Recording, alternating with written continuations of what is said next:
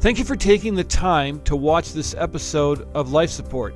If you enjoy the content, we would ask that you like it, hit subscribe, and share it with your friends. Hey, welcome to Life Support. So good to have you here. What we do on this program is we tell stories to help you find a deeper relationship with Jesus through suffering and trauma. And that may seem like a contradiction in terms, but it's not.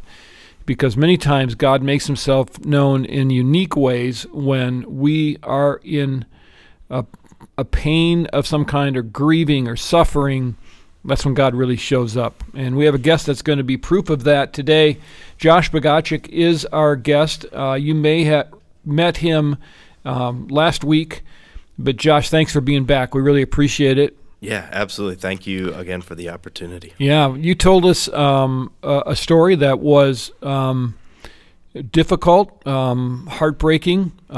You lost some very important people. Yeah. Tell me how that happened.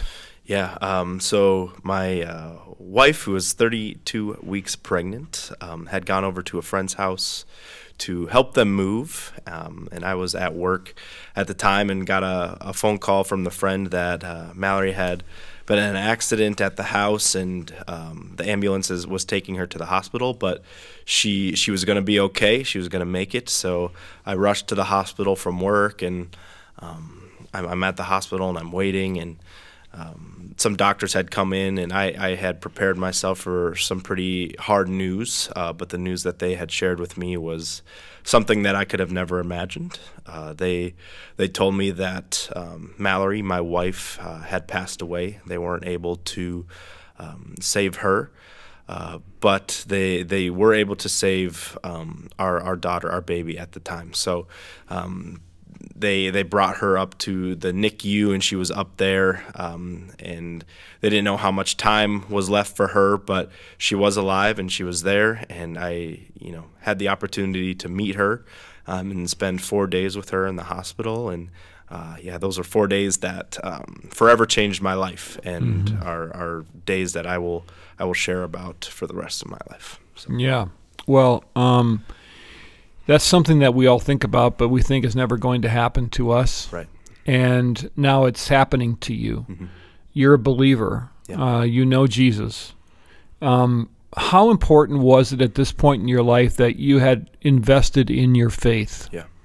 When all this struck you? Right. Yeah, I say this a lot, and when anyone asks that question, how did you make it through? How did you get through this? I tell them it was my faith, and it was my relationship with Jesus. Because if I didn't have that, I don't know where I would have ended up. I probably would have spiraled into a deep depression and all of these different things, which a lot of people told me was fine to do. If you need to just unwind and spiral, you're the person, you're a great candidate to do that. Yeah.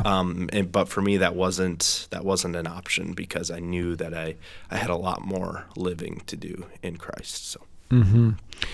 Are there any specific things, Bible verses, theology that came to mind as you maneuvered through this? Yeah, this might be unconventional.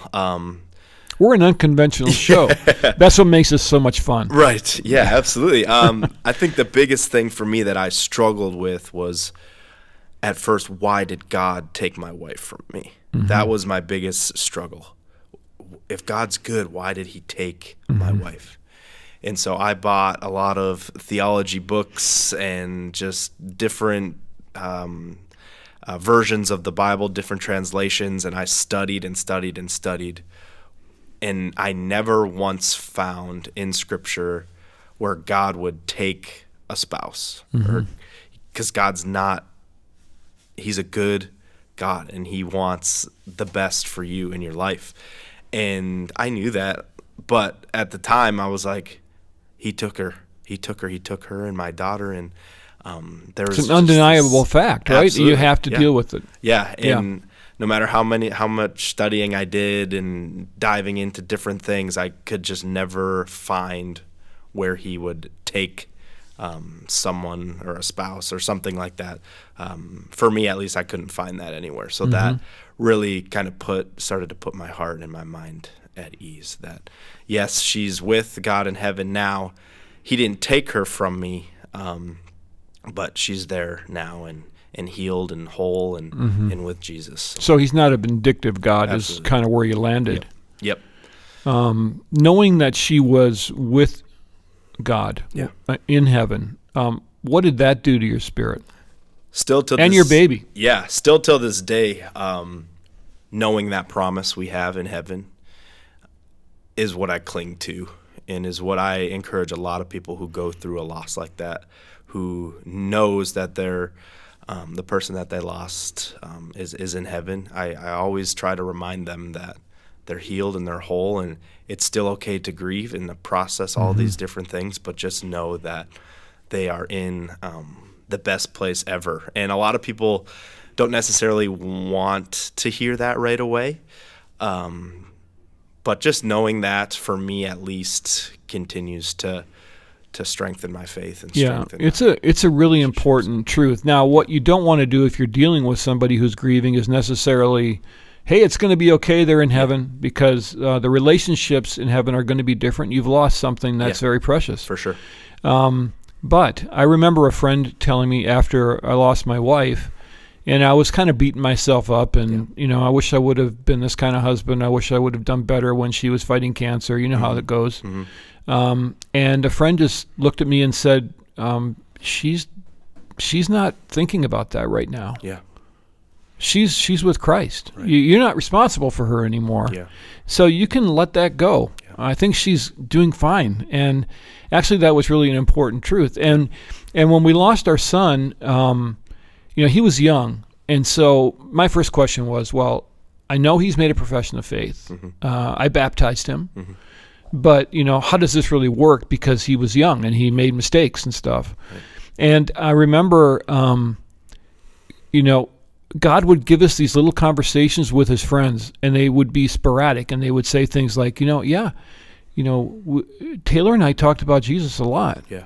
Or you run into some camp counselor 2 years later, and they'd be going like, yeah, I had this conversation, and it was just like confirmation. Right. And it was like God circling around just saying, well, I'm going to keep reminding you. Yeah. And I think one thing we've lost in the modern day church is, in the old days, they sang about heaven a lot. The old gospel songs, right? That we all kind of like, well, we don't do that anymore. Yeah. But a lot of them were about, we're going to glory. Yes. We're going to heaven. Right. And I feel sometimes that we've lost that hope. Yeah. Because it is a very real thing. Yeah. And you say you're still clinging to that. You still think about that. 100%. Yeah. I mean, yeah, I was, like I said last week, I was a missionary, and my whole life was sharing this hope of what heaven is. And so if I was preaching it to thousands and thousands of people, but in my everyday life, if I wasn't believing it, then I'm a hypocrite. And I just kept being reminded of conversations that I had where I shared about Jesus and how, loving he is and how he wants this relationship with you, and how the ultimate goal at the end is that we get to live in eternity with him. And that, still to this day, it's just every morning I remind myself of that promise. And it's very important for me as I continue in my life, as I continue on this journey, that we have that hope. And that's something that, I cling to more than anything. Yeah, and that hope is also a future hope for you, and for your new wife and your child, if I might call them that. But because I remember a lady saying to me, "Well, after your wife died, I thought you'd get a free pass or get out of jail card, and then this thing happened with your son, and then, well, there's no guarantees of anything in life, right?" And that's why I think it's important that we keep our theology straight and we know what we believe and we cling to it. Yeah. And then you're in a situation now where you're all alone. You all the hopes of your life, everything you thought was going to happen was suddenly gone. Yeah. How did you deal with the loneliness, that the isolation that comes with laying there in the dark? I know what that feels like. You lay in the dark. Kind of closes in on you because now you're thinking about it. It's just it can be a really dark, horrible feeling. What did you do to kind of counteract that? Yeah, yeah.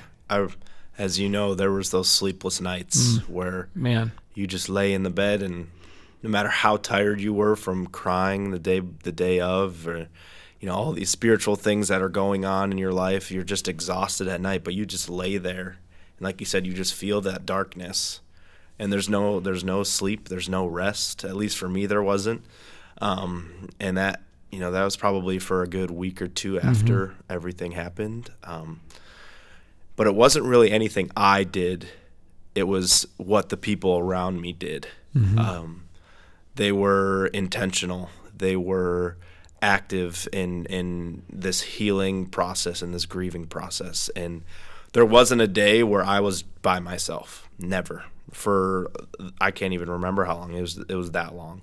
I had friends meeting with me every day, just like sharing stories and laughing about things that happened and crying and all of these different things. I never once had a day where I didn't have someone coming to sit with me, and my family was there and super supportive of everything, and all of my friends that were here were just there and active and pursuing me. And I remember a couple of friends and I took a trip up to Duluth, Minnesota, and we just hung out, and it was like 20 degrees and 40-mile-an-hour winds, and it was the worst day in Duluth. But for me, it was one of the best days because of the time we had together where we could share these stories about Mallory and all of these different things, and also share about that there is hope for the future for me. And so there wasn't anything that I did. Like I said, I did seek counseling, and that helped tremendously. But just the intentionality of my friends and my family during that time is what really got me. That's a great lesson for all of us to learn, because so many times what happens, people are all there at the beginning of the journey, right. Getting through the service, coming in, flying in, and so forth. Yep. And then when it's over, many times, everyone leaves, and then that person really, really has a hard time. So your friends were good. Yeah. And that's a good lesson for all of us to learn. Yeah. Now, one thing we don't do well in churches, is that we tend to judge a lot. Yep. So here you are now. You're in this grieving process. You begin to kind of, this girl comes on your radar. And in our minds, we all have, well, what's proper and what we should do or not do, and how are we going to not honor your wife and all this stuff. Right. So how did you work through the reality that this woman was starting to be like the real deal, and you must have asked yourself some questions? For sure. How did you kind of maneuver through that whole thing? Yeah, well, I was terrified. That's a good thing. You should always be terrified. I was absolutely, I dreaded having to tell anyone that there's potentially a new... What were you afraid of? I think I was afraid of, their reaction, yes, mostly because my friends were Mallory's friends. Like, all of our friends were super close, and we had this amazing community, as I've talked about. And I didn't want to dishonor them because they were alongside me, and this girl now comes into my life, and I'm all of these thoughts of, well, are you still honoring these people? Are you still honoring Mallory? Are you still doing the right thing? And a friend of mine kept reminding me that there's no manual or handbook on grief. We have the stages of grief and all of those different things. But they come at different times in different places. 100%. And there's no book that says, hey, in 2 weeks you need to be here. Right. And you need to be there. And that's what I kept reminding myself of is I felt good about this. I felt really like, okay, this woman is amazing, and I could see myself being with her. But is that my flesh, or is that from the Lord? And I asked him and wrestled with it, and just continually felt like it was okay. But I was still very scared to talk to my friends and family about it. And like I had mentioned, I just kind of sucked it up, and I told them about her and said that I really feel like this is from the Lord. What are your thoughts? And they were all surprisingly accepting and surprisingly just, yeah, we're here for you. We really think like this is good. And well, when they first met Amanda, there was that awkward, Sure, just like, for everybody, it's just new. Because they had not seen you with anyone else. Right. It's different. It's new. And Mallory was this amazing person, and now I'm with this other person, and there's probably those thoughts of, wow, this is too soon. How is he still, doing this? Does he just need a wife because he, had this sense of belonging and compassion with this other with Mallory, and now he's just looking to replace that. Yep. And I never felt like that. I really just felt like this was good, and really felt like this was what I was supposed to do. Well, I think that many times we look at people in our spheres of influence, and we want to kind of dictate how they grieve and how they work through issues, when in fact that's between them and God. And supporting is the best thing. Yeah. Listening, just being present, and if you're asked, be honest. Yeah. But you talk often, Josh, about getting counsel. Yeah. Tell me how important that is to you, that you're running stuff by believers and that you're not making these decisions on your own. Yeah. It's the utmost of important things for me. Whenever there's something going on in my life, God put these people in my life very strategically. Not all of them agree or believe every single thing that I do, and I think that's amazing, because you need those people that have different thought processes, that process things differently, that want what's best for you ultimately, but maybe there's different ways to get there, and that are different from my mind. So I think having those people that the end goal is always the same, but it's how do we get there? How do we get this healing? How do we answer this prayer? How do we do all these different things? I think having multiple people in your life that do that is crucial and is very important. And thankfully, I had a lot of those people and still have them. Whenever a hard thing comes up, I can reach out, and they're always there saying, hey, we're praying for you. What can we do? Let us know how it goes. If you want to meet with us, we can sit down and process this together. So yeah, that's a really good gift to have. Yeah, absolutely. And that's a wonderful thing to bring to your young adult ministry that you're just starting out on. Yeah.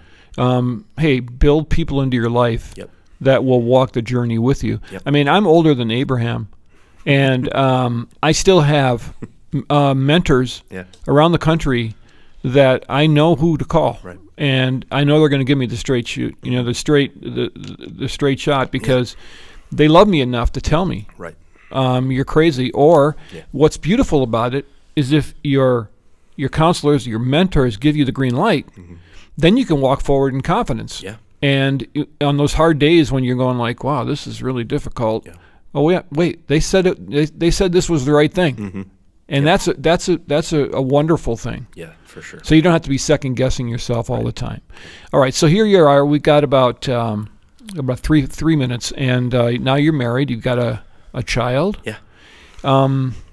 If you could just narrow it down, I know it's impossible questions, but I like asking impossible questions, because if you had to narrow it down to one or two things that you think about when you think about God right now, and you think about where you've been and where you are. Yeah.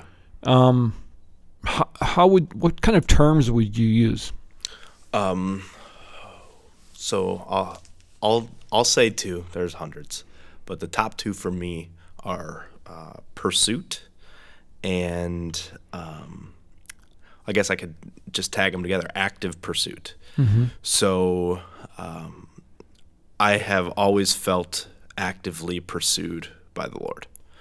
So when I went through my loss, there was never a day where I didn't feel like God was trying to pursue me.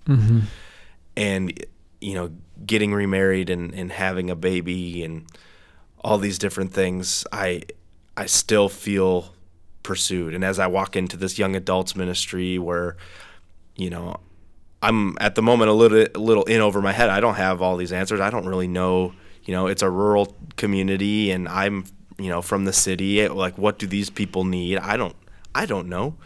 But anytime that I'm in a quiet time or anytime I'm, driving, the Lord's always reminding me that He's pursuing me, and He's going to, answer these questions, and He's going to help me with whatever it is. And yeah, I don't know. Every single day I'm just amazed by this active pursuit from the Lord that I have, or that He has for me, and it's all about grace. It's amazing. And when you think about the young adults you'll be ministering to, that's really all they need is they don't need someone with all the answers. They just need someone to love them, someone to pursue them. Right.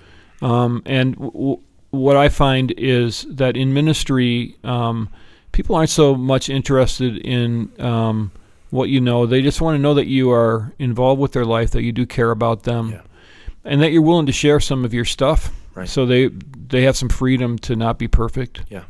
So you're going to do great. You got a lot of wisdom. Thank you. You've come through a lot. You have a lot to share. And don't you find, Josh, that because of what you've gone through, that you have sort of instant credibility with people?